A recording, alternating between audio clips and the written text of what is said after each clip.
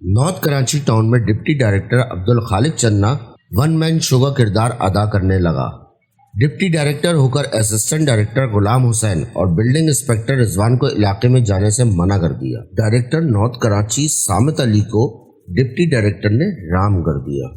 North Karachi में गैर कानूनी काम तेजी से जारी, कोई रोकने वाला नहीं।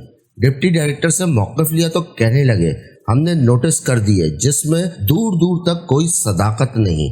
Plot number R10 5C4, plot number R102 sector 5A2, plot number L717 sector 5A2, plot number R30 sector 3, plot number RS6 ST13 sector 5C1, plot number R919 sector 5C1 पर गैर कानूनी तामीरात जारी है, जिससे लाखों रुपए भत्ता डिप्टी डायरेक्टर अब्दुल खालिक चन्ना ने वसूल किया है और अब डायरेक्टर सामित अली के नाम से धमकी लगाकर पैसे वसूल कर रहे हैं।